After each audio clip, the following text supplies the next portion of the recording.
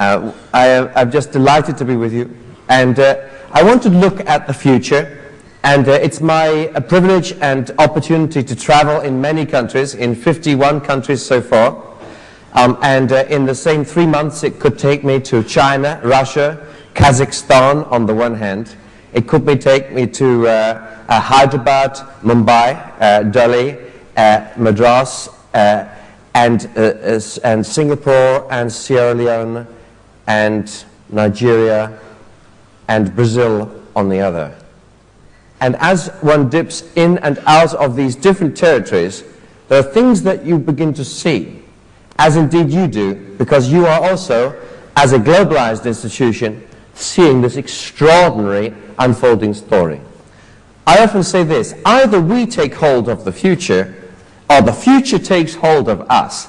Either we see the future as a series of trends coming towards us as 100 miles an hour, or we see the future as a series of possibilities that we create. And what I find exciting about this room is that in this room are history makers. You are making the future. You are designing processes, innovations, technologies. Indeed, we will be honoring many of these in just 48 hours' time. Spectacular, stepwise, revolutionary, some of them very radical improvements on existing processes, new markets, new opportunities, inventing the future. And so it's against that I want to look at some key trends. Not to say that these are just things we need to get ready for, but this is the context in which we can create future history. And one of the greatest risks of any organization is what I call institutional blindness. And you know, you can read all the books in the world. You can read leadership books. You can read books about competing for the future. You can you can listen to all the so-called gurus or experts. You can watch CNN, and you can read the Times of India from cover to cover. But the greatest risk, I believe, for your business unit is what I would call institutional blindness. It's when we have been in an industry for more than 6 weeks. When we've been, you know, I work a lot with bankers. And the trouble is, you can tell a banker from a long way away. And if you have a banker who's been in private banking for more than 5 years, then probably he or she spends most of their lives with other private bankers from other banks and private bankers inside their own bank. And the danger is that we miss something that is fundamentally important, which could present us with a massive new opportunity if we could just take off our glasses just for one moment. So I'm going to try to take my glasses off today, and I hope that you can too. I'm going to try to give you a more colorful view of the future than perhaps the reality. Please don't quote me outside this room. I don't necessarily believe everything I'm going to say. Okay. My purpose is to provoke us together, and we will learn a lot about the future. My opinion about the future is not so important. It's yours. And there will be many opportunities for you to indicate something of your own opinions. So I'm going to divide the future into 6 phases. They spell the word future, and I commend this as a method to you. It's very simple. You can apply this to your family. You can apply this to your business, to your community, to the state in which you live. And I hope you find it useful as a framework. You can structure the future actually in any way, but it's just important that you have a methodological framework so that we don't miss things out, or we keep looking at the same areas of the future all the time. So the first phase of the future, you see they all spell the word future, is fast, and it's to do, of course, with the speed of change. And I know that this is a fundamental value for you. It's one of the 5 key values, is this whole business of speed. And, you know, leaders who act fast are going to win the day. You know that. You know that in Western Europe, for example, right now, or in America, Australia, New Zealand, and Japan, in these countries, you will lose 30% of your market share in 30 seconds if your web page takes that long to load. That's yesterday, my friends. You tell me tomorrow. You might say, yes, that doesn't apply in Indonesia at the moment. It applies to some populations in Thailand. I agree. I'm just saying our world is changing incredibly quickly, and we are becoming very, very impatient for instant action in every way. The other day, I was in New York. I live in London. My grandmother was born in India, but I live in London. I was born in London, and I was in New York lecturing, and I was staying in a hotel with 4,522 stories and only 2 lifts. And it was I was pressed for time, and I arrived at the lift. There was 45 people waiting to get on the lift, and the lift button was lit, and I stood there. I don't know what you do in such a situation. I was very tempted to do something a little crazy. And I confess to you, I did. I pressed the lift button again. Not once, I pressed it 5 times. Now, okay, put your hands up. A little bit of confession time. A little bit of lights, please. Put your hands up if you too are tempted. I'm not saying that you ever would do such a crazy thing, but you are actually tempted sometimes to press the lift button more than once. Okay, all right. Okay, so I'm not so crazy. But can I ask another question? Who actually does press the lift button more than once? I mean, it's not just that you are tempted, but you confess that actually you've done it. My friends, I mean, what are we doing here? I know that even Bill Gates cannot get that lift to come any faster by pressing that lift button more than once. And yet I do it. And what we begin to learn is this, that in the future, you can be surrounded by the world's best business thinkers, the world's best analysts, the most sophisticated engineers, the most incredible, dynamic, intellectual giants of the world. But when we are under pressure, we all behave totally irrationally. And if we learn nothing about the future, we need to understand that underneath every business process we have, the Six Sigma and everything else as well, the Kaizen way and all the other things that you are doing, at the end of it all, we need to face the fact that we are ordinary human beings made of flesh and blood, and we, the people we lead, are strange. We are emotional, we are passionate, and we need to understand how people actually feel. And that's true of those who buy from us, it's true from our end customers, it's true of our customers' customers, that emotion is incredibly important. And we see this in another area. We see it in the area of what I call wild cards, low probability, but potentially high impact events. These are very, very unlikely things. If one of these happened to you, you would think that, that fate had delivered you a very unpleasant surprise. And yet, if we think a little further, we understand that in your business unit, there could be 300 or 400 such wild cards, each of which has a 1% risk of happening every single year, which means the simple mathematics is that every year, at least 1, maybe 2, maybe 3 very unlikely things could happen in your business environment which will affect your business. And these can be upside opportunities or downside risks. What it means is that the days of having only one strategy are over. What it means is that if we are to succeed, we need to think faster than events can change. And the world can change faster than you can get your own board together to have a board meeting. It could be a major currency change in the United States, in the dollar, which means suddenly a major acquisition becomes much more manageable in another country, which is tied to the dollar. It could be a worry about bird flu sending the markets tumbling just like SARS did.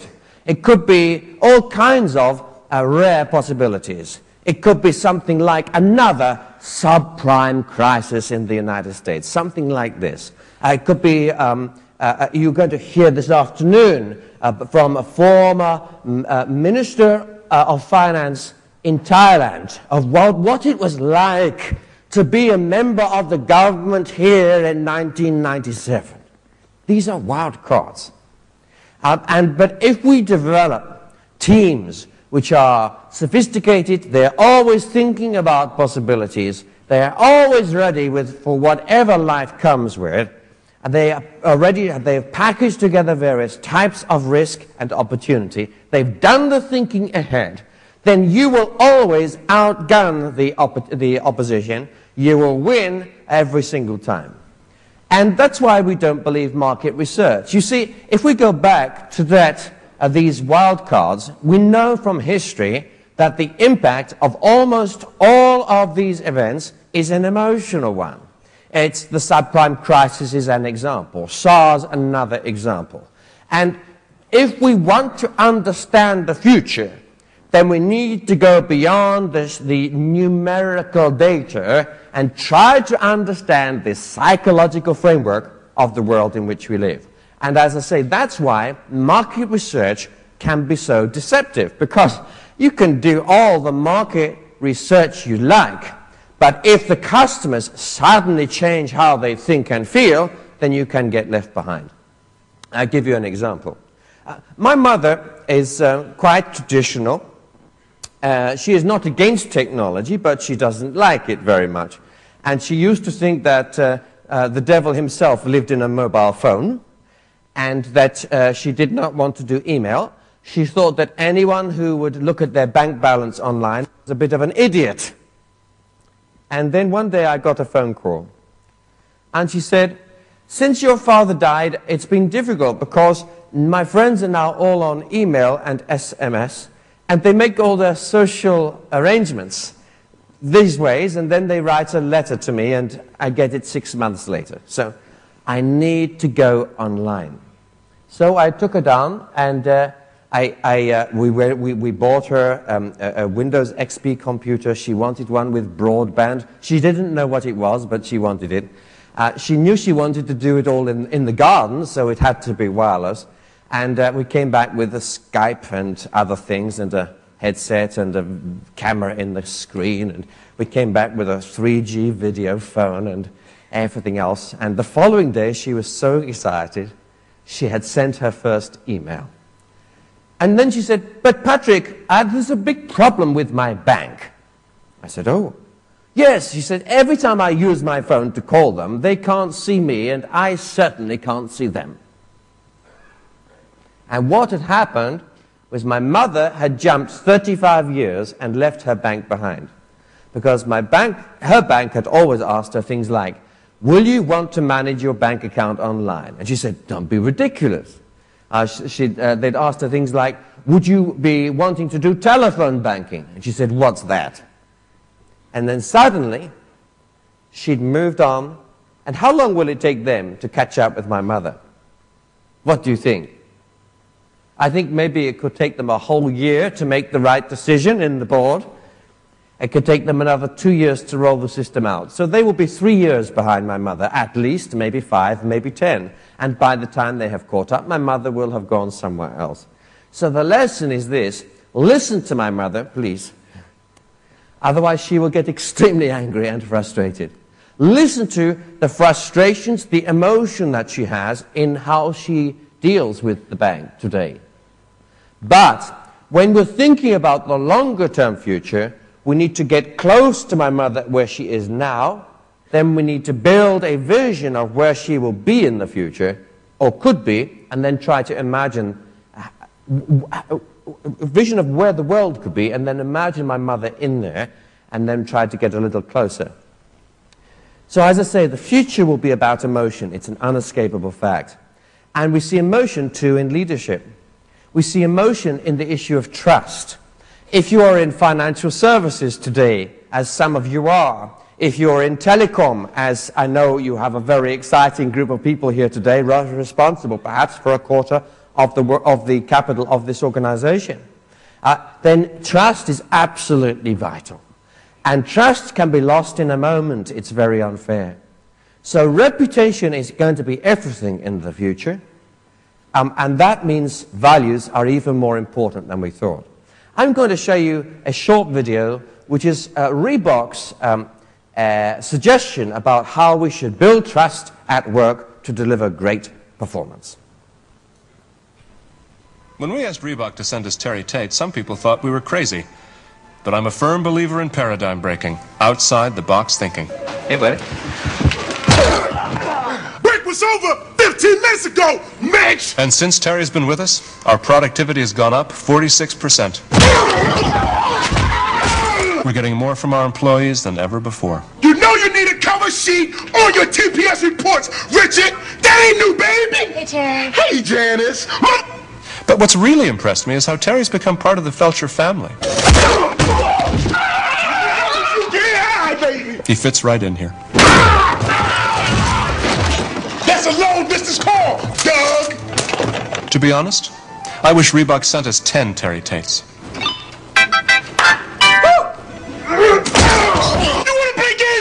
Well, when it's game time, it's pay time, baby! Woo! Well, I know that's a bit of a joke, but I just wanted to think about this issue of emotion in our leadership too. In this fast-changing world, people need solid leadership which knows where it's going, that is quietly confident, not proud, humble enough to listen, to be constantly learning, but actually deeply engaging with the individuals that we're leading. And you're going to hear more about this issue of leading, having a quality of leadership which doesn't even come from the hierarchical position, but it comes from the very character of who we are, and the more rapidly the world changes, the more important this kind of character in leadership is. Fast, urban. Urban is about demographics, fashions, and fads. It's about this incredibly exciting moment in human history which will never be repeated. It's about 1 billion children, all of whom are under the age of 15 right now, of which a great number are in India, maybe 200 million of them in primary school age in India. It's about the great challenges in terms of education, not just in primary school level, which I know is a big concern of this wonderful corporate and social responsibility initiatives here. But it's also a very exciting issue in terms of market development, because all of these people, these children, will be adults very soon. They will be looking for work, they will be consuming things, they will have aspirations about the future. And in that, we see a massive difference, of course, between the future of India and the future of China. If you go to Beijing, for instance, who here has been to Beijing recently? Did you notice any children playing in the park? No.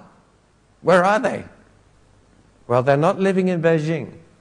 Partly because they're not being born in Beijing. Partly because very few children are being born at all. Compared to India, say, you cannot walk down any street without falling over 100 very small children. Why? Because India is a much younger organization, a much younger community. And that is going to be one massive big problem in India, in China, I mean, quite soon. Over the next 20 years, this is going to be a huge challenge, a social challenge, a political challenge, an economic challenge, a war for talent challenge, and it's not easy to fix. Even if the one-child policy was completely relaxed tomorrow, how many years would it be before we would see a difference in the number of graduates coming through university? The answer? 25 years. So, it's a complex challenge, and it will give India a significant competitive advantage over the next 30 to 35 years. And yet, at the same time, in China, we are seeing monumental changes. These cities are not going to get smaller because of no babies. The cities are going to explode. Just look at the official government forecasts. You know this data. But every time I think about it again, my head explodes. 23 million new people every year are being moved from rural areas into the largest cities in China as part of government policy. It's being encouraged. And in the middle of this are some of the greatest infrastructure challenges that the world has ever seen. And on top of that, we put similar urban movements in India, populations which I know some of the bigger cities in the world tend to stabilize at around 11 million, and then they tend to seed more satellites. But nevertheless, these big 11 million cities have a huge maturing to do, and there's infrastructure needs everywhere you look. Very exciting if you are in any kind of infrastructure work, and of course also daunting if you are into the business of pricing commodities. And then because we are seeing this concentration in cities, all kinds of other very interesting developments are, of course, you don't need to be a prophet to see them. One is this increasing specialization of the retail business. Let's think about it. I wonder how big you think organized retail could get just in India. I started to think about this. I mean, does it need much faith to think that there could be at least 150,000 branded outlets in India alone? Really quite soon. That's probably very conservative by 2025. Maybe by 20... What do you think? Put your hands up if you agree with me that this is almost inevitable. 150,000 branded stores. Not just the 400 which you have opened in the last week, 6 weeks, 6 months. Not just the 5,000 you will have soon. Put your hands up if you think that's likely to be right. 150,000 by 2025. Put your hands up if you think I've understated it. It could be significantly more than that. I'm talking about mom and pop shops that are standardized, that are affiliated, that are co-branded, maybe owned by the mom and pop, but it's like a franchised out. So we are ready, right on the edge of an extraordinary revolution. And as the middle classes become more demanding and more sophisticated and looking for ever greater ranges, the opportunities for converting those into much larger footprints in each town and city is very, very exciting. And as I say, at the same time, we've got challenges over commodities, whether it's oil, gas, copper, aluminium. We've got issues of national security and well-being here. You know, and I know, that this is highly political now. For China to be able to secure its own supplies of copper, to be able to be sure that it can control its own supply of oil from outside its own borders. And so we're going to see more big investments by so-called sovereign funds, where the real entity behind the conglomerate is actually the state itself. By the way, have you thought about this? How many dollars does China own already in government bonds and the rest? It's over $1 trillion. How many weeks or months will it be on current trends before it becomes $2 or $3 or $4 trillion? Not long. And by the way, if you were a team that suppose you had $1 trillion of Chinese money and it was your responsibility to invest it, do you think, as a team, that you would keep $1 trillion in government bonds? No way. What would be the first thing you'd be starting to do with all of that money? You would put it for productive purposes, of course. And so we have to say, I'm sorry if it's politically insensitive, but we have to say that the Chinese investment policy is hard to understand at the moment. It doesn't make much sense. I know they can't pull it out of dollars. If they do, what happens to the rest of the dollars they own? It falls to nothing. So they have to keep most of it in dollars. Poor old China. But at least they can do something more productive with it. And so you can be sure that they will. Actually, I would do something else. If I was part of this team with you, I would be saying, why didn't we go borrow some more? Why didn't we use our $1 trillion and borrow 3 and make a leveraged $4 trillion fund and really have some fun? Now, if we would start thinking about these kinds of numbers, you could see that we could have a $3 trillion fund quite soon, leveraged with another 8 or 9, and maybe a 10, 11, or 12 trillion dollar sovereign fund that can go and say, I have some of that, please. I have some of that. And what is one of the first things I would want to buy? What is one of the assets in America that is very, very low valued right now? Well, one of its property, isn't it? It's distressed property that's being repossessed. I'd have some of that. I'd have some of all kinds of things. So we can expect China sovereign funds to do all kinds of very interesting things in the market. And when that happens, what will be the reaction of America? I wonder. It will depend on what they try to buy. If they try to buy JFK Airport, Well, the Dubai government tried to buy just one port recently in America. That was tough enough, and so on. So we'll see all kinds of plays here. And one of the biggest plays the Chinese will be doing is securing the supply lines for the economy for the future. And in the same way, we will see all kinds of other forces taking place in things like the chemical industry. Just take Europe. In my part of the world, we have 4,300 small chemical companies, and yet 15 of them are controlling 98% of production, and the rest, we don't really know what they do. They are very small. And there is going to be, without doubt, a huge consolidation in the EU chemical industry. I suspect that the same will happen in India, in China, in Vietnam, everywhere else. And as this happens, other opportunities will emerge. You see, once again, if we look at the European Union, I'm sure you are much more efficient in India than we are. But in the European Union, we have a disaster. You know something I discovered? We have large numbers of trucks, and they pass each other on the same road, going in different directions, carrying identical product. Identical. It's the same, exactly the same stuff, made in one factory to going off to one other process. And over here we have another factory selling the stuff over here. I would not be surprised if the same thing is happening in India as well. In fact, I can't believe that it isn't. So you have some examples where you have trucks going from Mumbai to Delhi, carrying identical product, and crossing along the way, some going from Delhi to Mumbai. Now, if that is the case, then you have, as we have, an extraordinary opportunity, especially through industry consolidation, to start developing exchanges. And this is happening right now in Europe, and it's an environmental thing too.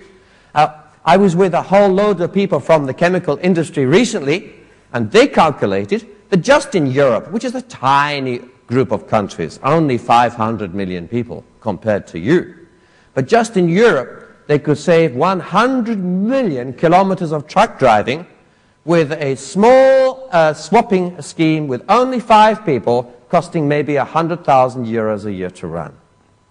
And it would save maybe 10, 20, 30 million euros a year straight away. Talking of Europe, my area of the world is dying. You know that. While we have 1 billion children in other parts of the world, in the European Union, we are struggling to produce 1 child from 8 great-grandparents. That's why Germany is becoming extinct. Germany's population on current trends will halve from 80 down to 40 million, 40 down to 20, 20 down to 10, and 10 to 5, and 5 to 2.5. That's the logic. You see, the maths is very simple. Unless people live forever with medical advances, then you either have to make more people, you have to breed them, or you have to import them from somewhere else. And if you're not importing enough, then your population goes down. And when you have only 1.3, 1.4 children per couple, then the population halves in every generation. That's the math. So that is why in countries like mine, we have 2 policies on immigration. One is the official one from the government, which is these things are carefully controlled. And the other is unofficial, which is let as many come as possible and just don't count them when they arrive at the airport. And if you don't believe me, it's absolutely true. And in this way, we have managed to suck in, without anybody noticing, we've sucked in 1 million new citizens, mainly from Poland, in the last 3 years. And we will suck in another million in the next 3 years, and maybe another 1.5 million in the following 3 years after that. And as a result, it's possible that our population may actually grow. Our resident population is becoming extinct, but our economy is actually growing as a result of immigration. So huge forces are happening across the world, fascinating times, and with it is coming great complexity. Because you might think in the old days, oh yes, Britain will outsource some of its banking to India, or outsource some IT to Poland. Well, maybe not. In fact, the cost of flights is so cheap now that the Polish workers can come to London on Monday morning, and they fly home on Friday night. They are never resident in London. They always live in Poland, but they just come to work. They commute on a flight which is 25 euros each way. So very complicated things are happening, fascinating changes, and in the middle of it all, there are other things too. 75% of all the wealth of the UK and America is owned by those over the age of 65. And you know, of course, that the most important characteristic of those over the age of 65 in India, in Indonesia, in Thailand, in Australia, in America, in France, the most important characteristic of all those over the age of 65 is this: 65% of 65-year-olds are women. 75% of 75-year-olds are women, and 85% of 85-year-olds are women, and 180% of 100-year-olds are women. Now, if you have done the math so far, you will understand something, which is that the whole of America, most of America, and most of the UK is owned by very old women. Now, although I'm laughing a bit, this is significant. Huge wealth in an older age groups, mainly female. But actually, if we look at the younger age groups, something strange is happening too. In Europe, in Australia, New Zealand, America, and I suspect in Delhi too, most of the online bank accounts that are opened each week are opened by men. But almost all the actual money that's used to pay bills are paid by women. So the women are ruling the online world. In fact, women in most countries buy most of the life insurance policies online. They buy most of the books on Amazon. They book most of the online holidays. They buy most of the groceries. In fact, I don't know what men do online. Let's pass on. Actually, if you're looking for a new market, you could look at women over the age of 90 in Italy, because there will be 1 million of them waiting for your services by 2026. But more importantly, these 90-year-old women will fix the results of every election for the foreseeable future. Can you imagine that? And the same is happening in Germany, Spain, Portugal, and China. Fascinating. You might say, well, China doesn't have an election system like India's. I know. I'm just saying things are changing. In fact, demographics, my friends, is the biggest key to understanding explosive new markets and major challenges for the future. By the way, can we stop the tick-tock of the clock? I know some of you are interested in this, whether it's in life insurance or just for your personal lives. Perhaps we can. There's already a drug on the market that can do this. Actually, it's not on the market, it's in development. The good news is that it works in mice and rats, and it lowers blood pressure permanently in 4 weeks. It restores the elastic of the arteries, and it does the same for the skin, all over the body. But the bad news is it doesn't really work in humans yet. My friends, what an amazing drug that would be if we had it. And we could be closer than you think. We already have the technology to take some cells from the bones in your body and put them into your own heart, and to rebuild your own heart function after a heart attack and get up to 85% recovery. Just using your own stem cells. And we can do the same in animals after stroke. We can restore brain damaged areas using an animal's own cells. These things are extraordinary. I am a physician in my first training, a doctor of medicine, and you know, even 5 years ago, things like this would have seemed total nonsense. But our world is changing so fast. Scientists are already talking about the ability to regrow hairs inside the ear, to restore the hearing of people who are losing it And every person over the age of 65 has some hearing loss. So this is a massive market. We will copy animals that don't get old. Did you know that? That some animals don't seem to show any normal signs of aging. They die of infection, they get eaten, they get attacked, but they do not die of getting old. Whereas most of you here, the reasons you see the doctor are for reasons because you're getting old. They're different from the reasons your children see a doctor. And yet we discover that some kinds of whales don't show signs of getting old, some kinds of rockfish, and then there are animals like turtles and parrots which age very slowly.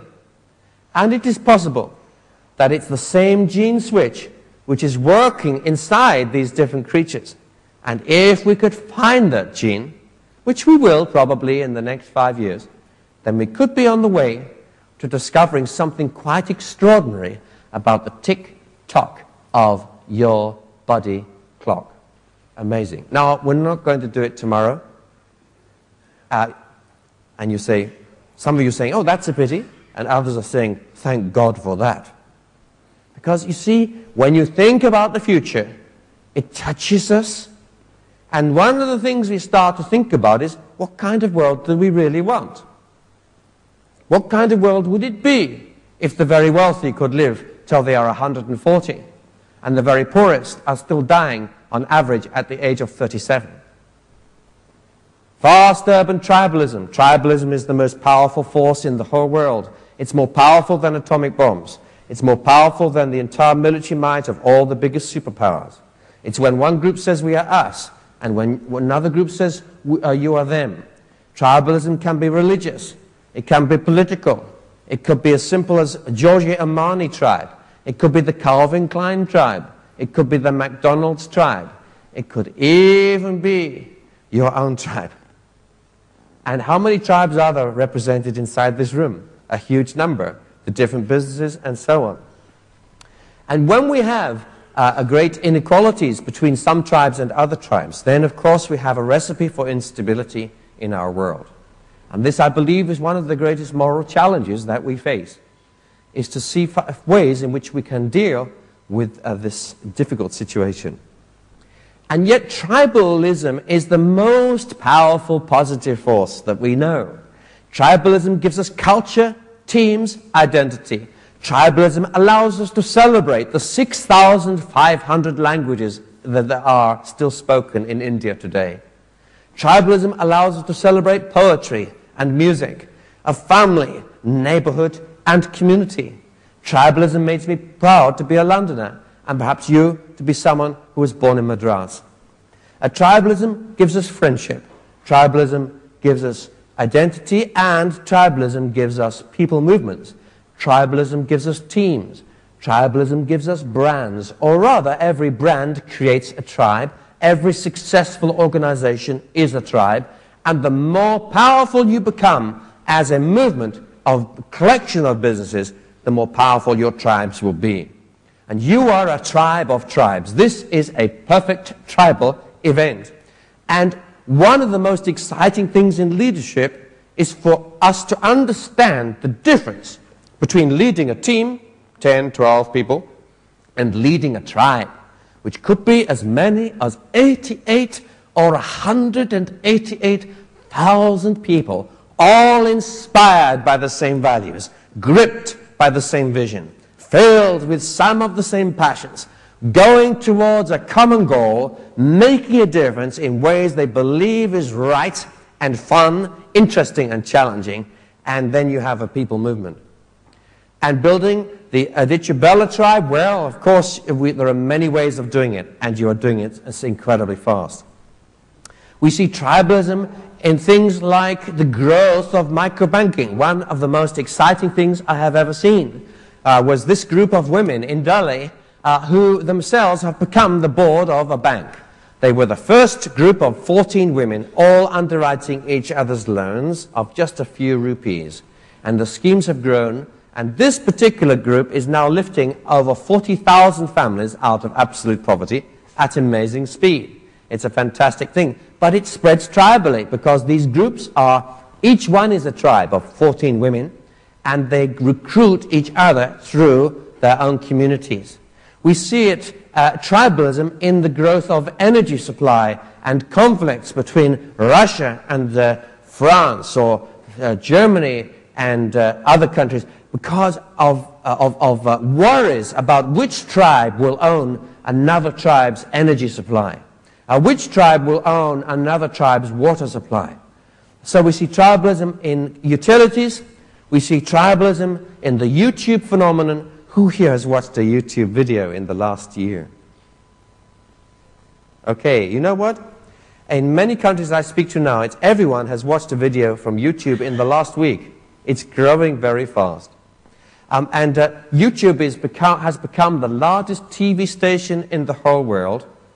And it was started just by two young men with no marketing budget, with just two computers in a bedroom in their house. They have just been given a check by Google for $1.63 billion, which is not bad.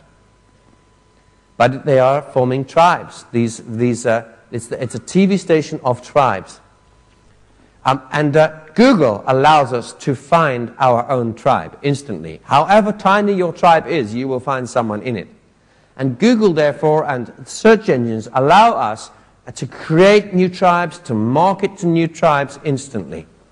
And these tribes themselves are gaining huge power. Look at this. This is TripAdvisor.com. I don't know if anybody has been to TripAdvisor's site.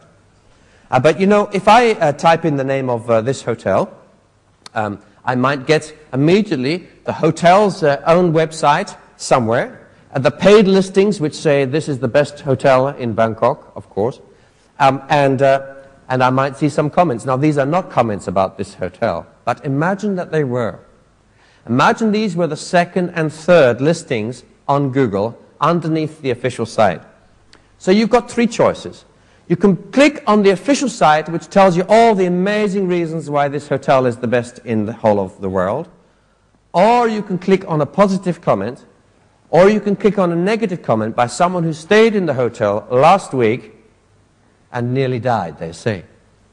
Now, I want you to put your hands up if you would click first on the hotel's official site to learn the truth about the hotel. Put your hands up if you would click first on the first of those two comments, the positive one. Put your hands up if you would click first on the negative comment because you're worried about where you've been booked into. My friends, you have just shown me something incredibly important about the future, more powerful than I could possibly have shown. You have shown me the truth, which is that in the online world, advertising is dead. Why? Because this poor hotel can spend $1 billion every week advertising, promoting itself. But you have shown me that you will not be impressed at all. You will not even click on that site. Why? Because if you can find another user, an ordinary human being, who is not paid by that hotel, that has made a comment, that you will trust that user more than the hotel, right? So it's the death of branding. It's the death of marketing, aggressive marketing. It's the birth of revelation, the birth of information. In fact, advertising becomes information. Here are the facts about us. And the online community then becomes revelation. So we have the official site here, which says, these are our benchmarks. These are our customer promises. This is what we aim to do every single time. And then here is revelation. This is whether they are consistent with the standards they have set. And in the middle, well, the advertising agencies in the world don't know where to go, I promise you. So, we're seeing the same thing happen in financial services, having sites growing up where, for instance, you can get, there are already 1 million sites offering instant quotes, and if you don't get the best quote, guaranteed to be correct within about so many minutes, then you get a $5 check, which is pretty good. Insurance itself actually is going to grow enormously. Just in India alone, let alone Indonesia, Thailand, Malaysia, Singapore, China. This is a very, very exciting market, especially in countries where most insurance has been sold as an investment rather than as a risk product. And we have opportunities for a threefold growth straight away if we look at benchmarking against more mature economies. By the way, the client wants a robot, a human being, not a robot. You know, sometimes I phone up a telecom company, and they say, press 1 for accounts, press 2 for customer service, press 3 for faults. I get really annoyed. Put your hands up if you also get annoyed by these systems. Yes, my friends. You see, I know, you see, now I have another confession. I want you to confess to me the truth. Please don't be embarrassed. I won't tell anyone. Put your hands up if your company somewhere uses such a system. Please, come on, let me see. Please. Come on, no, yes, your hand should be up too, sir. I can tell, yes, I know you're, come on, you're hiding away, Ladia. I see your hand is not raised. Listen, my friends. See, we can get tangled up in the future. You were expecting me to come along and say, you know, by 2003 and 2013, all of us will have 50 robots in our houses. I haven't come to tell you that kind of future because it's not the truth. I've come to bring a reality check about the future. And here's another reality check. Firstly, the future is about emotion. And secondly, it's about systems which serve people. And, you know, you have told me, what you've told me is this, that in your opinion, anyone that designs call center systems like that, or buys them and installs them, should be regarded as a criminal. It should be a criminal act, and they should be put in prison, and you throw away the key. Yeah, yes, that's right. You agree with me now. The same person now. Okay. So why are we doing it? When we are customers, we say these things make us angry, they make us passionate, they make us so fed up. They make us think, if that is how they treat us, why should I bother to be with them? And yet we do exactly the same thing to our own customers. I tell you this, the quickest way to destroy your tribe is to use such a system. It does not cost much to answer the phone. And for some of you, your only human contact or your main human contact with your customer is when they are really in trouble. The delivery is late, the product was the wrong one, there is a big crisis in the billing, and they really want a human being straight away. So let's use technology. Let's use it to capture the idea of the caller so that when I call back, they say, hello, is that Dr. Dixon? Yes? Ah, you're calling about your Toshiba PC. Huh? Yes. I know you were talking to Jerry just about 20 minutes ago. He's just slipped out. But if you wait 3 seconds, I have the details now on the screen. You see, Jerry sits opposite me. And I have the FedEx carriage number for you. Would you like it? I say, yes, please. I think it's being delivered tomorrow at 3 o'clock. That was what you wanted to know? Thank you very much. I promise you I will be selling that company all over the world for nothing. Why? Because they treat me as a human being and I became part of their family. So let's use technology wisely. Fast, urban, tribal, universal. I'm not going to spend so long on these other phases. Universal you know all about. It's the world getting smaller, seamlessness and all the rest. It's about the invasion of global brands. It's about McDonald's everywhere. And at the same time, as we become more universal, we become more tribal. Because the more universal we are, the more we begin to worry that we are losing our own identity.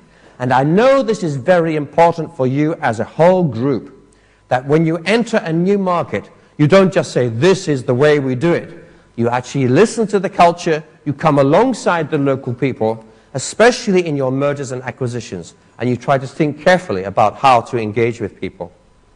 And, you know, often when I'm dealing with some of the largest multinationals, I hear them on their executive education programs. It's always the same.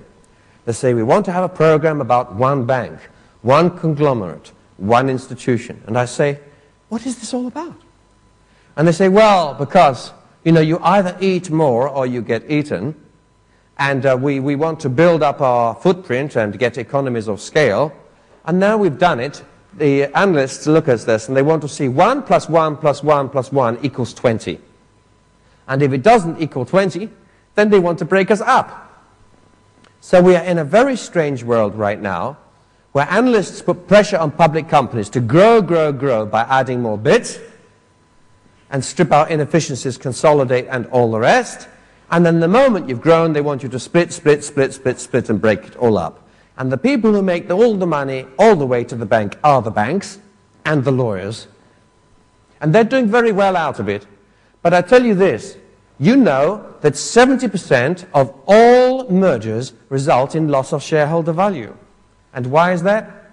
I'll tell you why. It's because of the previous phase, tribalism. It's because the numbers looked great on the Excel spreadsheet. But no one tried to work out how a Japanese and French company would live together in the same team. And the moment they made the announcement, some of the best people started to leave outside the door, and even by the time they revalued the companies on the day they actually decided to put them together, a lot of the value had disappeared. So we need to be very careful how we put these deals together in a quest to build these one big organizations.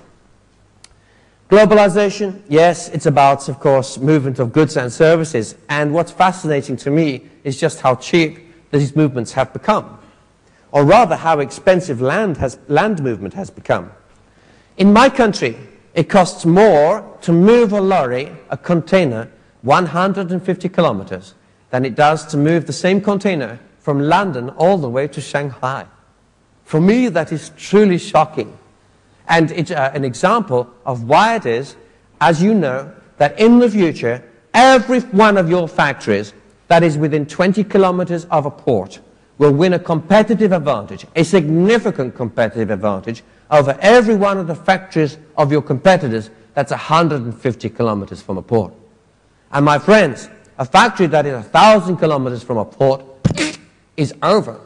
It's very, very hard to compete in the tomorrow's world because the shipping costs relative to ordinary road freight is falling so low, especially in countries like India and the UK, where the infrastructure on the roads is getting so crowded that it's hard to get these just-in-time deliveries.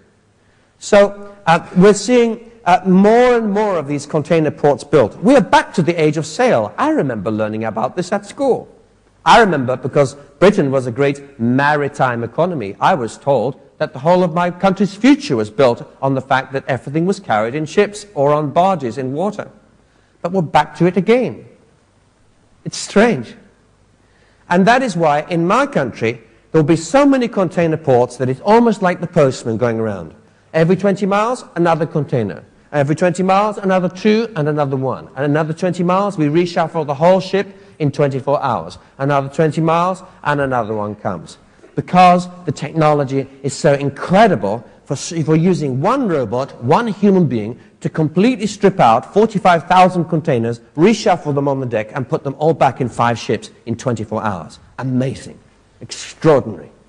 So access to sea is going to be mission critical in every manufacturing and distribution process. Now you could say, Patrick, you have exaggerated. The reason why it's so cheap to move goods from London to Shanghai is there's 5 billion empty containers going that way. That's true, and they're now being used for reverse exports, and of course what we're putting in them is anything we don't want. So China is eating our plastics. In fact, 1/3 of all our UK recycled waste paper and plastic is going 8,000 miles to China. Extraordinary. It's just the start. It's partly because of the hunger for commodities. Convergence, well, that's also part of the universal thing. So you've got a mobile phone that's becoming a camera, the camera that's becoming a personal organizer, and so on. But while everyone talks about convergence, I happen to think that all innovation is divergent. It's about doing things differently. If you think about telecom and technology, most people use their devices for only one thing. And although there's great talk about everything converges onto one platform and all the rest of it, in fact, the truth is rather more complicated. How many of you have these? You have more than one remote control in your living room at home. How many of you have bought one of these, a universal remote? They only cost 2 rupees, half of $1 or something. And yet none of us use them. Why? Because we don't believe in convergence. Actually, in our homes, we have a deep emotional attachment to all of these things. Once again, I say, let's have a reality check about the future. We can easily get lost in some analysts' processes, without understanding that simply human beings want to live. And they want things to be done reliably, quickly, and simply. Every mobile phone company has the opportunity to become a big bank. And every bank should be really worried about mobile phones. Let me explain. You see, in your back pocket today, you have 5 or 6 credit cards, and many of them now have chips inside them. These chips are RFIDs, and I know you invest in this technology a lot. Radio frequency identification devices. These grains of sand which have entire computers in them. Hardware, software, microprocessors, permanent memory. These grains of sand will last 100 years in the environment. They suck power out of the room in which we are living now. They take radio waves there, and then they can store data permanently with their operating systems and so on. And these grains of sand are not only in the credit cards, of course, they are now in the mobile phones. And that's interesting. What it means is that in future, we don't need the credit cards. We just throw them away. I did a lecture recently, and Visa came up to me and said, "We're very pleased about our new technology we want to show you." I think they were hoping that on the platform I would talk about it. So I am. Here it is. And they said, "All you do is you go close to the bank, you get money." I said, "Great. I can do that with my phone. Why do I need you?" Imagine that American Express starts to do a deal with you as a telco, and you manufacture or you develop a new trading platform which allows a next generation phone to work like this. You go into the petrol station, the gas station, you go into a restaurant, or you're paying the school fees for your children. It doesn't matter. Bloop, SMS comes to your phone. You put your thumb on for biometrics on the screen, so it knows who you are, just as much as the American customs knows who you are, okay? It's infallible. One thumb, bloop, we know who you are. You press the pay button to pay, and you can authorize safely a 100,000 euro transaction. And who captures that, my friends? It's not American Express. Who will loan you the money for it? You, of course. Who will charge you the interest? Who will be charging the interest? It will be your organization on such a transaction. And the amounts are extraordinary. Just look at this. In the UK alone, we're talking about $1 trillion of transactions a year by 2010. A credit card debt loaned on the back of these transactions of $100 billion at an interest rate which is running at 10% higher than the Bank of England rate. And even if you had only 1% of incentives on this, it's a $400 billion market. So you can see that the days of selling phones is over. It's history. Why would you bother to sell a phone? You'd be paying people to take your phones. You'd be saying, "Please promise me, here is a mobile phone. Use it as much as you like for data, mobile phone, video, everything. Please, please use it with our gift. It's our gift to you. Just promise me one thing. Please cut up in half your American Express card. And if you do that, then the world will be free." And this is something which every bank should be scared about, and every telecommunication company should be dreaming about. It's the greatest possible shift in financial services that you could imagine, and it's right on the doorstep now for the first company in the world that really seizes the opportunity. And I tell you, I'm not seeing anyone who's really got hold of it yet. And it doesn't stop there. You know that a significant amount of the income of some Indian communities happens from places like Dubai, right? It's the same in Mexico from Miami. It's called remittances. And these remittances can be responsible for at least 4 to 5% of GDP of many nations. It's when the son earns in one country and he's paying back home in another. And the telco companies have a fantastic opportunity here. Vodafone is already doing it. You have 2 copies of the same SIM. You own one and your son owns one. Your son is in London and he's sending money home. And all that happens is he's buying minutes on his mobile phone and you're spending them. And you spend them to buy rice, you spend them to buy a car. You can spend them on whatever you like. They are currency, they can be traded, and what is more, there is no foreign exchange transaction, no banking losses, no control, and no taxes. It's a money system made from heaven itself. And it's sitting there within the telco system, ready to be exploited, and indeed is already. It's happening already. Virtual teams, virtual companies, where does this universal outsourcing story go? Well, I am worried about it, actually. And let me tell you that many of my biggest multinational clients are already questioning the economics. Why? Because they're finding they're having to pay 40% higher salaries at the top end in Hyderabad than last year. In India, it's up to in China, it's up to 100% jumps every 12 months at the top end. Now, that's very good news if you are at the top end, but it's not so good news if you're thinking of outsourcing to save money. Because if you are saving money on a 30, 40, 50% differential, it doesn't take long for that to disappear. So some of my clients have done the maths, and they think that to start outsourcing now will be crazy, because in 3 to 4 years' time, they will have to bring it back. And already some of that's starting to happen. So it won't change overnight, but it's going to move quite a lot. It might move to Pakistan, for example, rather than to Hyderabad, because Pakistan, as you know, is 40%, 50% cheaper, certainly in terms of knowledge management processing. And we'll certainly need new tools to manage it. Okay, fast, urban, tribal, universal, radical. Radical, these last two phases won't take long. Radical is about the death of politics and the rise of single issues. What do I mean by that? Well, in the old days, we might have said it was socialism and capitalism that would have controlled the future of Calcutta. But now it's become more complicated. Those kind of ideological battles are perhaps being fought in a different way, and very emotional those battles are too, but they could be much more complex. It could be issues relating to how air pollution should be tackled, what the taxes on carbon should be, what the standards of worker safety should be, what should be done about money laundering. I'm thinking about, it could be in the United States, these kinds of single issues are being debated. It could be here in Bangkok, it could be in China. Very, very sensitive issues, some of them. Child labor, all kinds of things, using of bribes and so on. And the biggest single issue, of course, is sustainability. And I mean that in the widest sense. I don't just mean the sustainability of our planet. I mean the sustainability of your family and your children, of your marriage, of your relationships, of your physical health, of your emotional well-being, of your very soul. These are profound things that touch us when we think about the future. But within the sustainability concern, which is the third millennial concern, of course, the global warming is the big one.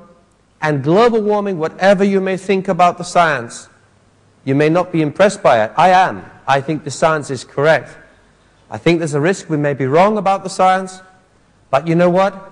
Even if there is a risk that we're wrong, it's the only insurance policy we have against it being right is to take action now. So even if countries are skeptics, they are going to be forced to come into line. And that's already, we're seeing that particularly in America. I'm seeing many people who would still say they think 90% the science is wrong.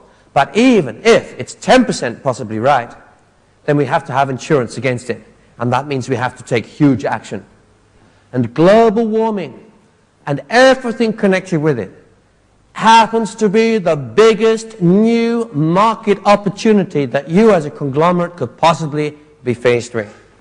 It doesn't matter where you're looking, whether it's a new process in the production of textiles that uses less water and less energy, whether it's a new process in the aluminium rolling industry, whether it's in telco itself, whether it's in banking and financial services, whether it's in the way that you actually transport your goods and using product exchanges, whatever, however. And on top of that, an unbelievably large and varied opportunity to create new products and services which allow everyone else to save energy.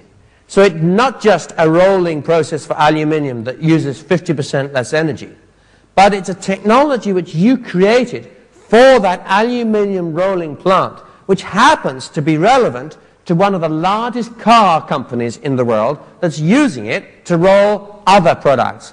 It could be an innovation in textiles, in the use of chemicals, that has a radical opportunity comes out of it. And you think, hey, this is a product we could sell. And you will see hundreds and hundreds of these things. And, of course, it raises a big question about whether there's opportunities for massive new investment on a much bigger scale than we have seen so far by a conglomerate like this, simply in alternative energies, in energy-saving devices, and just about anything and everything connected with this enormously important trend.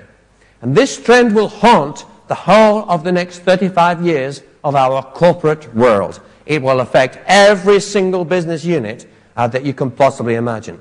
And even if you operate in a country where the regulations are few, if you're selling up the value chain, you will find that those buying from you are inheriting your carbon footprint, and they have to add your carbon footprint to theirs. It gets welded into their annual report, and then they get slaughtered later on in Bonn or Cologne or Madrid or Brisbane or Shanghai, and also in Delhi. So these things are extremely important.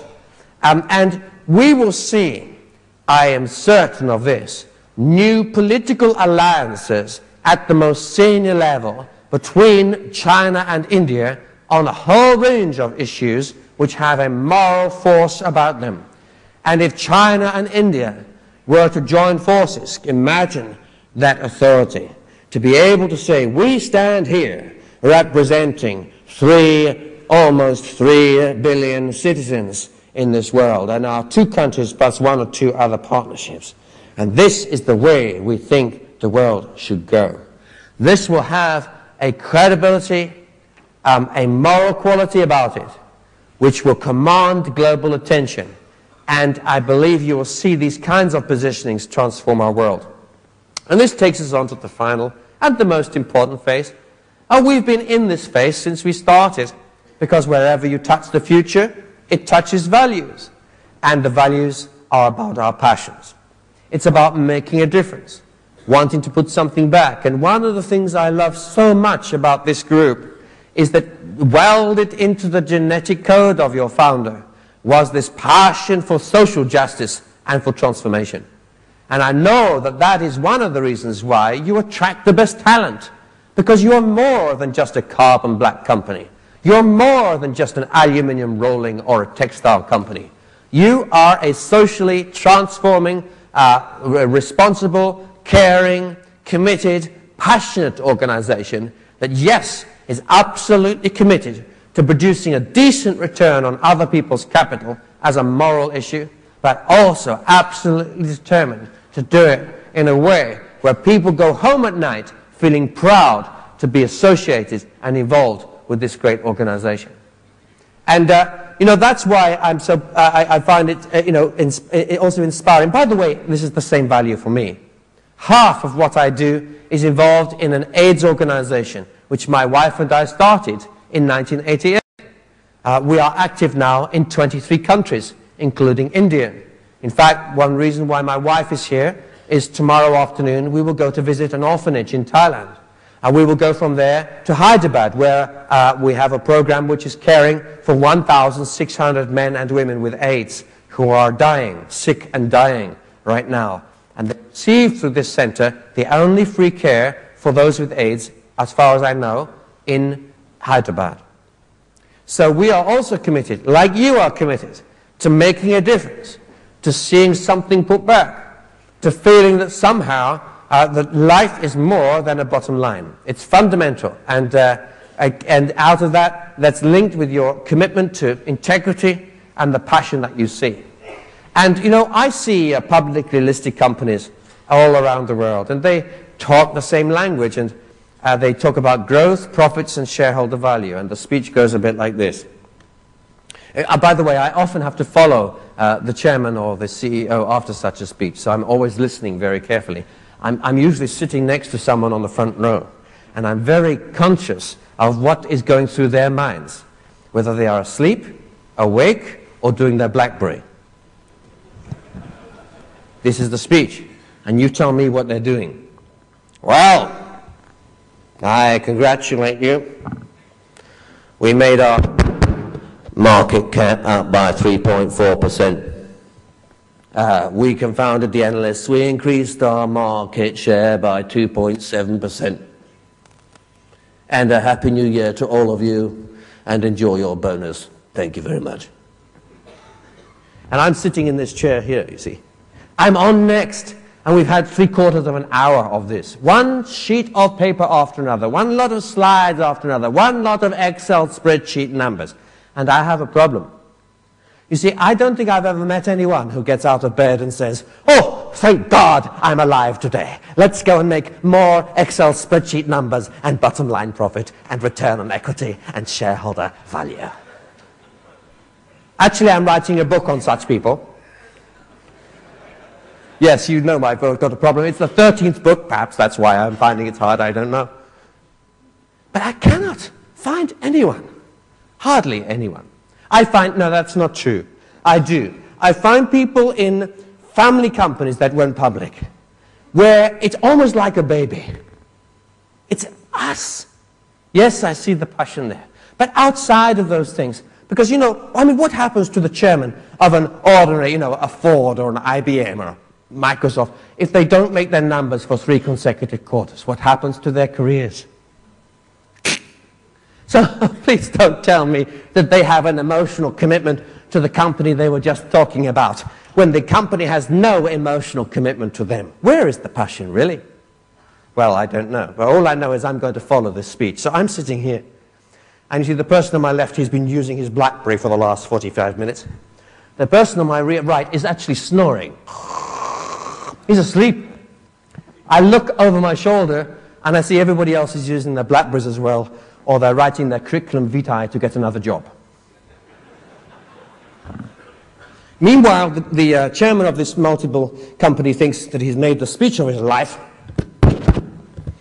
and that this is the leadership message which will be taken throughout the world, and wherever these graphs will be shown, the world will be filled with passion and light. How crazy can you get? Well, of course, you know the truth, because your genetic code is so different. You know that people get out of bed for all kinds of reasons, but they don't get out of bed just to make Excel spreadsheet numbers. They get out of bed because there's a problem to solve, there's a challenge to fix, there's something urgent that needs to be done, there's a customer that has a real problem that you care about, that you promised to sort out, your boss needs your help. There's an intellectual fascination in getting it right. There's a scientific challenge here which we can crack together. Because it's a great team, it's a good family, it's an exciting, dynamic environment, because people believe in you, they trust you, and you feel respected and appreciated for who you are.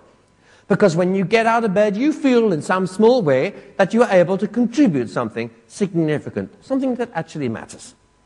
And what's more, you get out of bed for other things. Put your hands up if you had a discussion with someone that you love about balance in your life between work and home and all the other things that you do. Put your hands up if you had a discussion about this issue in the last 6 months. It's a big issue. Because your passions are also not just, even in those things, they are about your family, your children, your sick mother, your father who needs an operation, your cousin who has just dropped out of medical school because he has had a mental breakdown. These things are important to us. So our family and friends, these are passions. And then we have passions for the communities in which we live, the passions for people around us, for issues, for situations. And these things add up to who we are as people. And they come under one big theme, really, which is, of course, it's your underlying value. It's your major slogan, which is that we make life better. We deliver things better. We do it at a better price. We solve your problems. When we say something, we do it. That's our commitment to you. We are passionate about delivering. We do it at a reasonable price. We're not always the cheapest, but we're the best at that price you could possibly get. And that slogan of making life better will be the core of every business success. And you know what? Many business schools teach this. They say the purpose of business is to make a profit. Yes, but as we saw before, no one gets out of bed for that. Actually, I happen to think that the purpose of business is something else. You see, every single thing that you have ever sold is sold on the basis of a promise. You know, come to us and I promise you we will deliver the textile that you need on time, every time. In fact, you will not have to hold any stock anymore. We will deliver perfectly. And you won't even have to check the bales or the cartons. You won't even have to count them. You will know our guarantee, what's in the lorry is what you've paid for, and it's perfect every time. Right? Hello? Yes. This is what we want. And you know, so therefore what we say is that, I say this, everything that you sell is based on a promise. A product that promises something for the future, or a service that promises something in the future. I don't care whether you sell a chocolate bar, a car, or aluminium foil. It doesn't make any difference. It's all the same. It's always sold on a promise.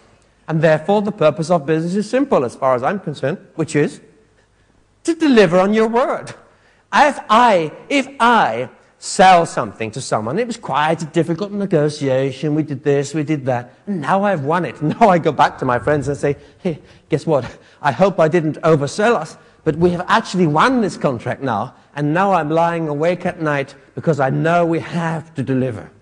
And therefore, my purpose is to deliver on my promise every single time. And I know that my good friend's job will depend upon it. If I let him down, he will lose his job. Why? Because he also went a long way towards me. He paid over the normal price because I persuaded him that our quality, our assurance, our everything was worth that added value. And so he and I are locked in a contract, which is an ethical bond. I'm going to deliver on my promise, and he has to deliver on his. And together, therefore, that is the purpose for me. And you know what? So few businesses actually do deliver on their promises that if you do every single time, then the community will reward you with the final P. So you have the promise, and then the final thing is the profit. The promise delivers the purpose, and then the purpose, when you deliver on that, gives you your profit. Because I know this, if it was a complicated deal, suppose it was something to do with knowledge management and outsourcing, and I've agreed that I'm going to outsource to you just about every important process in Lloyd's TSB Bank. Wow. And it was a tight deal. There was a lot of negotiation, and you did it on a competitive price to actually get us into the relationship. And after the 3-year contract is up, we're renegotiating, and I already know what's going to happen. I know you're going to put the price up by 30%. What? Because I know that you discounted it from the start to get us into a relationship, and I also know that you did it better than anybody else, and I wouldn't trust anybody else to do it. And I know that if you deliver it, really deliver it, which you will, that is the right price to pay. And I will pay 15% more than the nearest competitor. Why? Because my life's too short, I want to sleep at night. And what will I do if the system goes down? My whole business will be depending on this. So we get the promise right. We don't overpromise. We promise what we will deliver. That's an ethical issue. When we've made the promise, we work night and day to deliver it exactly as we said we would. In fact, we go further. And when we do, the community rewards us with profit. And that, my friends, gives us purpose in business. What's it all about? It's about making life better. I am passionate about your businesses. I'm passionate about what you do, about your values, and how you do it. I believe you're an incredibly... I wish I could find the right words to express this, what I feel inside. So you just have to believe me even if it doesn't come out right, in simple words. I think you are the most extraordinary organization. I think you are an unstoppable force. I think that there is a dynamism, a global talent pool in this room, which could drive not only these individual businesses forward, but drive you into sectors which are only just thoughts in your imagination. I think that this is a day for extraordinary growth in emerging economies right now, but also a day for exciting partnerships, challenges, and alliances in some of the most developed economies of the world. And I look forward to seeing the next chapters in this extraordinary and inspiring and dynamic story. Thank you very much.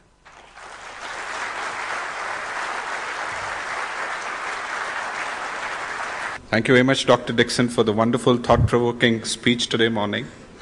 I guess if nothing else, all of us would think twice before we press the left button a second time. But it's been wonderful, and I guess it's wonderful to see how demographics are going to affect businesses going forward. And I guess everyone in this room is trying to look at their businesses a little differently from the way they've looked at it all along. We'll now set the floor open for questions. I have a couple with me, but in the meantime, may I request everybody to write down their questions and hand over to the volunteers. The first question I have here is, focus has been the mantra for businesses in the developed world. Where do you see the future for diversified conglomerates like ourselves? I think that's an interesting question. I mean, one of the questions I had when I arrived here, talking with some members of your team last night, was actually a similar one. You know, I mentioned how analysts are busy trying to tear companies to bits, and then they are busy trying to encourage other companies to get put together.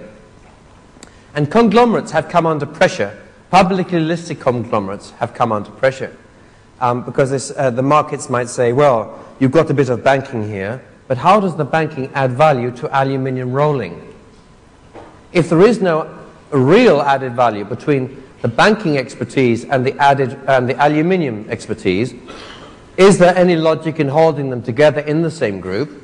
Or would that banking piece have more value in a larger banking group? And would the aluminium piece have a greater value in a much larger aluminium piece? Now, the conglomerate can turn around and say, ah, yes, but you don't know our plans, because we are going to grow a much bigger aluminium piece and a much bigger financial services piece.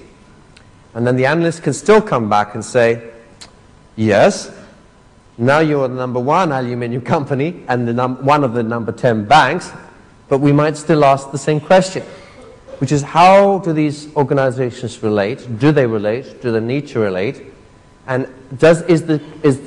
are the interfaces correct? So I'm not sure necessarily I'm answering your question, but I would say that that is, I think, going to be an issue as this huge, increasingly entrepreneurial, dynamic, expanding universe of companies continues to flourish. I have one more question here from the audience. What is your view on the business potential at the bottom of the pyramid? How do you think opportunities can be created and realized in that segment? I'm so pleased you asked about that. I didn't bother to talk about it simply because I thought that this was an area where you are much more expert than I am. So I only offer a humble comment as someone from outside India, where I think this has been developed more than anywhere else. All I can say is that my multinational clients are obsessed with what's happening here at the bottom of the pyramid, and they are all asking the same question, which is, how do we make it work for our own products? They all know the Hindustan Lever story. They know about the fact that Hindustan Lever makes more profit out of its shampoo in 6, 8, 10 mil ampoules now. Pay-as-you-go shampoo rather than the big bottles. And they are now planning, they know about the SMS story where people buy a SIM with only 3 SMSs on it, maybe at a time. And they know about how microloans has now moved into micro-insurance, so people are brokering insurance on the back of these products. I think and they also know about other stories, like in Mexico, where people are able to rent the bags of cement. That's a strange concept. Or to buy a bag of cement over a period of months. So you can build your house on a kind of a mortgage, bag by bag. Very interesting idea. But they're all ways in which companies are thinking about allowing low-income people to access huge amounts of their product. And I think we're going to see a vast number of innovative ideas now about these kinds of markets, which are so vast. And I'm not just talking of India. If we were to talk about bottom of the pyramid across the whole of Southeast Asia and Africa as well, it becomes an even more attractive and exciting thing to get right. But I think it's going to be companies that are indigenous, companies that have grown up within emerging economies that will understand these things best.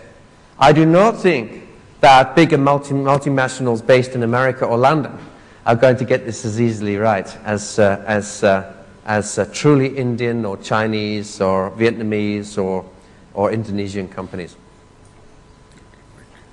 I have this next question from Mr. Prasanna of ABMCL. How do you view the disintegration of the Soviet Union and the formation of the EU through your future prism?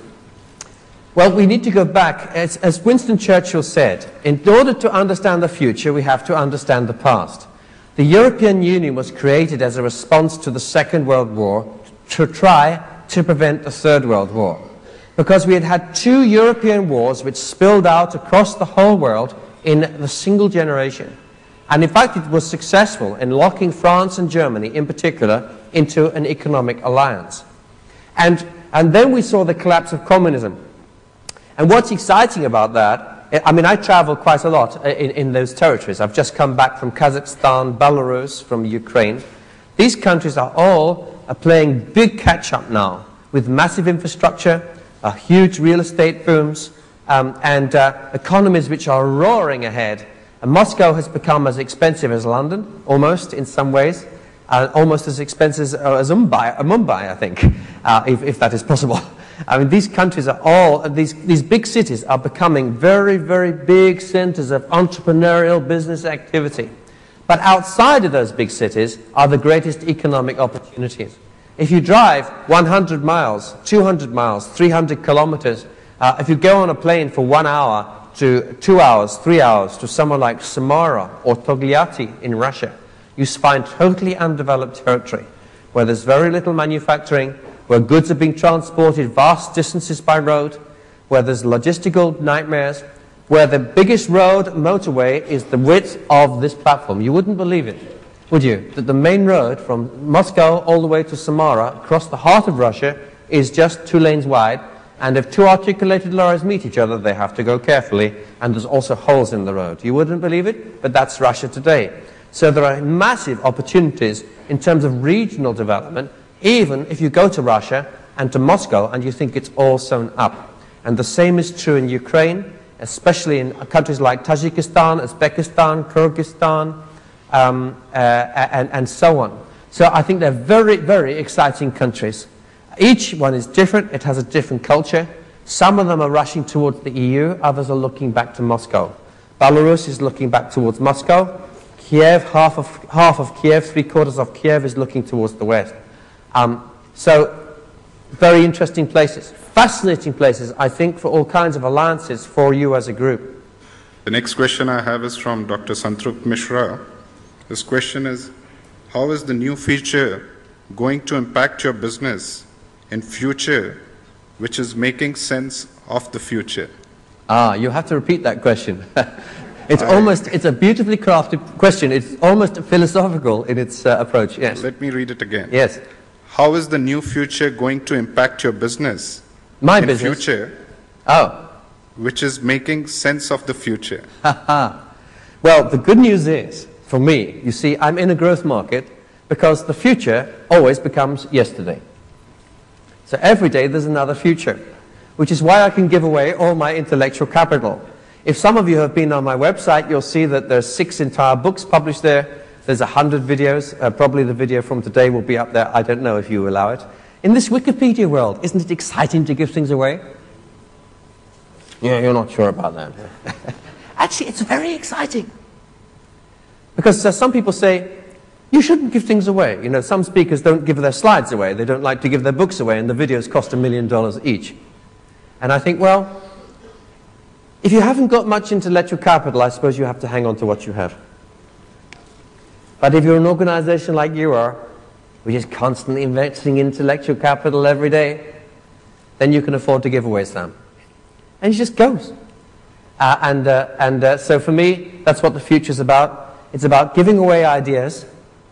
And the best form of praise is when an idea is taken by someone else and used in a slightly different way. Now you say, hey Patrick, we're manufacturers, we have patents. Of course, I'm not talking about that. I'm just talking about things like it's your universities. You know, it's whether things are online so that people in the slums of Kolkata can also benefit from some of the learnings that you have created. I'm talking about this kind of spirit of generosity and largesse, which is here inside this room. So that for me is the future. It's constantly listening, learning, keeping up with people like you who are making tomorrow happen. The history makers of tomorrow. It's smelling the air. It's sitting in the cafes on the streets. It's looking and watching people, how they are doing, how they are doing it. Okay, I think we move on to our economist, Mr. Ajit Ranade.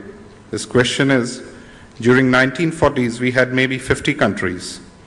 Today, there are more than 200. Will the world break up into smaller nations?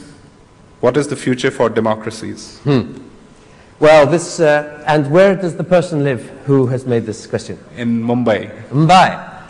Well, you live, my friend, in the greatest democracy on the earth, and in a nation which, despite internal challenges, I've been to Manipur, for instance, I know the challenges there. I've been to Mizoram, I know the challenges there, but the fact is that you, as a great democratic nation, have the greatest democracy on earth, have held this thing together. Could India break up into 100 countries? No, I doubt it. But yet we had the partition. So it keeps us sober and humble and think, well, actually some big things can happen sometimes. Could the UK break up into 4 countries? Most certainly. You know, I don't even know what my country is. It's impossible for me to buy anything online these days. I go looking for U and I can't find UK. I go looking for B, I can't find Britain. I go looking for G, Great Britain, it's not there. Then I find I'm English. So we're already in the process of being broken up by those who design websites. It's interesting. Belgium is in trouble. Belgium has a government which cannot be formed after over 150 days.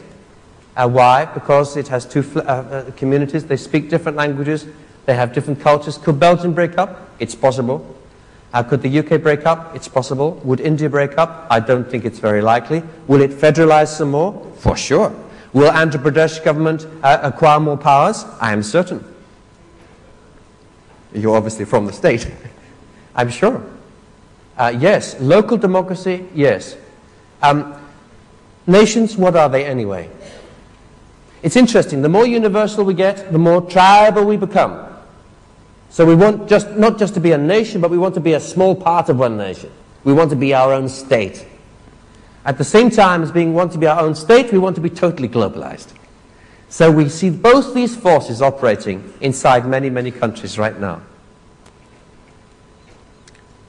Okay, I guess this is one more which challenges you maybe a bit more. It says, doesn't it make more sense to deal with the change as it happens rather than predicting it? No one could have predicted Google or YouTube. Yes and no. It depends on what business you're in. If you are in pharmaceuticals, you have to take a 25-year view because it takes 15 years usually, unless you're in generics, to develop something through a pipeline, and then you have to get a return. If you're in the oil industry or mining industry, you have to take a 20-year view because you have to know whether it's even worth drilling the mine. On the other hand, and also, there are many trends which are very obvious. Let me give you an example. There is a pensions crisis in Europe. But how many years have we known about that? For 30 years at least. Why? Because people stopped having babies. If people had carried on having babies normally as in India, we would not have a pensions crisis.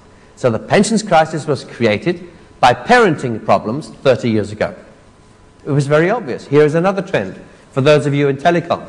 I had my first IT startup company in 1978. My first computer ran with 32,000 characters of memory and was powerful enough to run word processing, Excel spreadsheet type activity, and to run a medical practice, medical record system on 32,000 characters of memory. Most of you have in your pocket millions of characters, and the software hardly works, and is slower than the stuff we had then, but that's another story. But in 1978, we knew that the power of the devices we had would go on doubling every 18 months, and that is exactly what has happened, give or take a week. We knew that the cost of telecom would fall towards zero around the world, and it's exactly what has happened. We knew that the price of flying would be likely to go on falling dramatically, and globalization was already there. In fact, you know, a lot is predictable, a lot more predictable than you might think. Even my grandmother was born in 1908 or something, and you know, she knew globalization because she knew actually the old empire was a form of globalization in a way. We had all kinds of global trading systems for 300 or 400 years. That's number one. She knew about global communication. Even in 1931, she could pick up the phone in London and talk to a friend in Delhi. I know she had to ask for a human being to patch the call, and it may take a few minutes, but she was able to talk at the speed of light around the world using electronic impulses. So a lot of things actually she knew about. She didn't know about wireless technology in a mobile phone, but she did know about wireless transmitters from a ship to the shore. She knew that those costs of those things were falling all the time. She could imagine a wireless world. And the internet itself, yes, but actually in 1979, I was already using a form of the internet and already using a form of speech recognition. 1979, on small computers. So although we think many of these things have only suddenly happened and were never able to be foreseen, I don't think that's really true.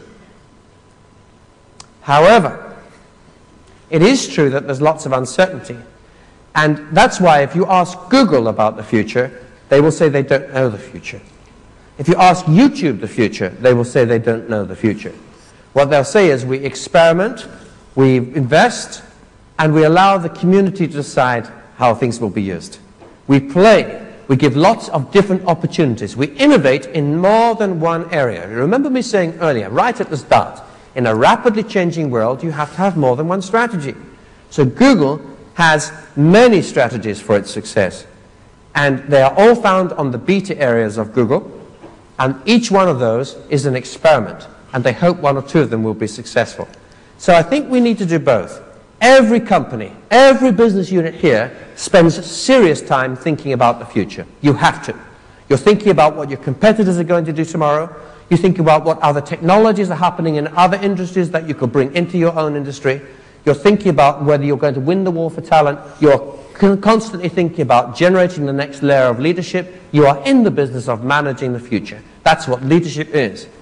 And yet, we also, I agree, need to understand the uncertainty of it and build in all kinds of flexibilities in the process. So I guess that's not a choice. All of us have to do it. The one who gets it right does it better. The next question is from Procyon Mukherjee from Hindalco. It's relating to the environment. He says, if the world aspires to read newspapers like the Americans do, all the trees of the world have to be felled. Do you think the future would be as peaceful as we imagine it to be? Or are there going to be conflicts that have to be managed through partnerships? We're talking about conflicts in relation to the environment, is that right? Particularly, yeah. Yes? I think that the worries we have about the environment and how we share the resources of the world is a moral question and one that will become very political. It is already.